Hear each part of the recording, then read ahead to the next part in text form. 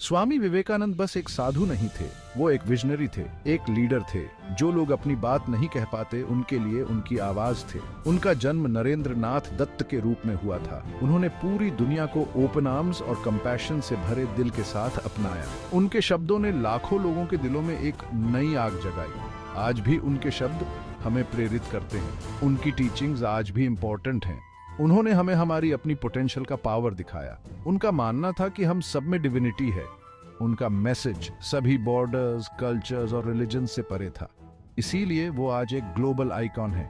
विवेकानंद का जीवन फेथ, करेज और अनवेवरिंग डेडिकेशन का उदाहरण है। नरेंद्र का बचपन क्यूरियोसिटी से भरा था। वो बहुत इंटेलिजेंट थे और नॉलेज पाने के लिए हमेशा तैयार रहते थे।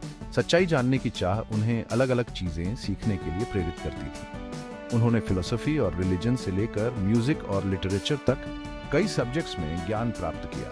उनकी एजुकेशन सिर्फ बुक्स तक ही सीमित नहीं थी। वो एक नेचुरल एथलीट थे और रेसलिंग और जिम्नास्टिक्स में बहुत अच्छे थे। इस तरह इंटेलेक्चुअल क्वालिटीज और फिजिकल स्ट्रेंथ ने उनकी डायनामिक पर्सनालिटी को शेप दिया। नरेंद्र के प्रारंभिक वर्षों ने उनकी एक्स्ट्रॉर्डिनरी जर्नी की नींव रखी। नरेंद्र की जिंदगी में एक बड़ा बदलाव तब आया जब उनकी मुलाकात श्री रामकृष्ण से हुई। रामकृष्ण एक प्रसिद्ध मिस्टिक थे। वो नरेंद्र के स्पिरिचुअल गाइड बने। रामकृष्ण के मार्गदर्शन में नरेंद्र ने एक ट्रांसफॉर्मेटिव एक्सपीरियंस किया। उन्हें स्पिरिचुअलिटी का असली मतलब समझ आया। ये सिर्फ रिचुअल्स या डॉगमा तक ही सीमित नहीं था। रामकृष्ण ने उन्हें मानवता की सेवा का महत्व समझाया। वो हर प्राणी में ईश्वर देखते थे। यह विश्वास विवेकानंद की टीचिंग्स का आधार बना। गुरु और डिसाइपल का रिश्ता और मजबूत होता गया, जिसने नरेंद्र की डेस्टिनी को आकार दिया और उनके भविष्य के लिए रास्ता तैयार किया। श्री रामकृष्ण के देहांत के बाद नरेंद्र ने अपनी स्पिरिचुअल आइडेंटिटी को अपनाया। वो स्वामी विवेकानंद बन गए। उन्होंने पूरे भारत का भ्रमण किया। उन्होंने लोगों के दुख को अपनी आंखों से देखा। इस एक्सपीरियंस ने उनके अंदर लोगों का उद्धार करने की इच्छा जगाई। 1892 में उन्होंने रामकृष्ण मिशन की स्थापना की। यह मिशन उनके गुरु की टीचिंग्स पर आधारित था। इसके कोर प्रिंसिपल्स थे सेवा, त्याग और भक्ति। रामकृष्ण मिशन का उद्देश्य गरीबों की सेवा करना और लोगों को शिक्षित करना था। यह अंतर्धार्मिक सद्भाव और सांस्कृतिक समझ को बढ़ावा देता था। यह आशा की किरण बन गया जो जरूरतमंद लोगों को स्पिरिचुअल सॉलिस और प्रैक्टिकल असिस्टेंस प्रदान करता था। Section 5, A Global Stage, The Parliament of the World's Religions। 1896 में स्वामी विवेकानंद ने एक ऐसी जर्नी शुरू की जिसने उनकी जिंदगी बदल दी और दुनिया पर एक ऐसी छाप छोड़ी जो कभी मिट नहीं सकती। वो parliament of the world's religions में शामिल होने के लिए शिकागो गए। यह एक ऐतिहासिक इवेंट था जिसमें अलग अलग धर्मों के धार्मिक नेता एक साथ आए थे। विवेकानंद की उपस्थिति ने सबका ध्यान अपनी ओर खींच लिया। उनके शक्तिशाली शब्दों ने ऑडियंस को अपना दीवाना बना लिया। उन्होंने अपने भाषण की शुरुआत sisters and brothers of America कहकर की, जो आज भी याद किया जाता है।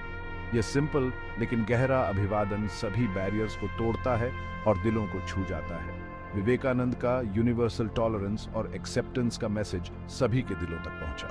उन्होंने उस कॉमन थ्रेड पर जोर दिया जो सभी धर्मों को जोड़ता है। Section 6, Echoes of Wisdom, विवेकानंदा's Enduring Teachings। Swami Vivekananda की टीचिंग्स आज भी दुनिया भर के लाखों लोगों को इंस्पायर करती हैं। उनका मानना था कि हर इंसान में डिविनिटी होती है। उन्होंने बताया कि जीवन का असली लक्ष्य सेल्फ रियलाइजेशन है। उन्होंने एजुकेशन के महत्व पर जोर दिया, न सिर्फ दिमाग का बल्कि दिल का भी। विवेकानंद मानवता की सेवा को सबसे बड़ी पूजा समझते थे। उन्होंने अपने फॉलोअर्स को मेंटली और फिजिकली स्ट्रांग बनने के लिए प्रेरित किया। उनका मानना था कि असली ताकत कंपैशन, करेज और अटूट फेथ में होती है। उनकी टीचिंग सभी धर्मों की सीमाओं से परे थी। वो होप और एम्पावरमेंट का एक यूनिवर्सल मैसेज देती है। Section 7, Words to Live By, Inspiring Quotes from स्वामी विवेकानंदा। स्वामी विवेकानंद के वर्ड्स आज भी हर वर्ग के लोगों को प्रेरित करते हैं। उनके कोट्स उनकी विजडम, इनसाइट और ह्यूमन स्पिरिट में उनके अटूट विश्वास को दर्शाते हैं। उठो, जागो और तब तक रुको नहीं जब तक लक्ष्य प्राप्त न हो जाए। ये पावरफुल कॉल टू एक्शन हमें अपने ड्रीम्स को पूरी डिटर्मिनेशन के साथ परस्यू करने के लिए इनकरेज करता है। आप भगवान पर तब तक विश्वास नहीं कर सकते जब तक आप खुद पर विश्वास नहीं करते। विवेकानंद हमें याद दिलाते हैं कि सेल्फ बिलीफ ही सभी तरह के फेथ का आधार है। ताकत शारीरिक क्षमता में नहीं होती है, यह अदम्य इच्छा शक्ति में होती है। ये वर्ड्स हमें याद दिलाते हैं कि असली ताकत हमारे अंदर से आती है। उनके कोट्स अनमोल खजाने हैं जो हमें गाइडेंस, इंस्पिरेशन और उनके एक्स्ट्रॉर्डिनरी माइंड की गहराई की एक झलक देते हैं। Section 8, a life of purpose, Swami Vivekananda's legacy. Swami Vivekananda का जीवन छोटा ही सही लेकिन पर्पस से भरा हुआ था। वो एक ऐसी विरासत छोड़कर गए जो आज भी जनरेशंस को इंस्पायर कर रही है।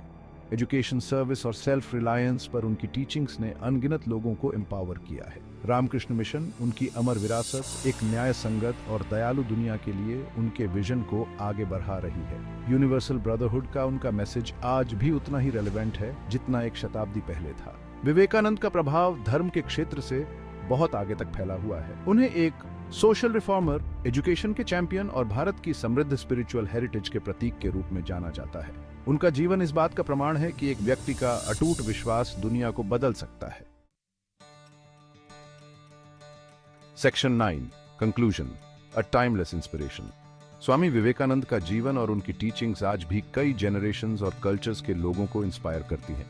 Self reliance, service to humanity और यूनिवर्सल ब्रदरहुड का उनका मैसेज आज 21वीं सदी में भी अपनी प्रासंगिकता नहीं खोया है। उन्होंने इस दुनिया को सिर्फ 29 साल की उम्र में छोड़ दिया, लेकिन उनका प्रभाव अतुलनीय है। विवेकानंद की विरासत हमें आशा की किरण दिखाती है और हमें फेथ, करेज और किसी उच्च उद्देश्य के प्रति अटूट समर्पण की ट्रांसफॉर्मेटिव पावर की याद दिलाती है। उन्होंने हमें दिखाया कि असली ताकत दबंग होने में नहीं बल्कि कंपैशन में होती है। उनके शब्द आज भी हमें उठने, जागने और ऐसी दुनिया के लिए प्रयास करने के लिए प्रेरित करते हैं जहां पीस, हार्मनी और अंडरस्टैंडिंग हो।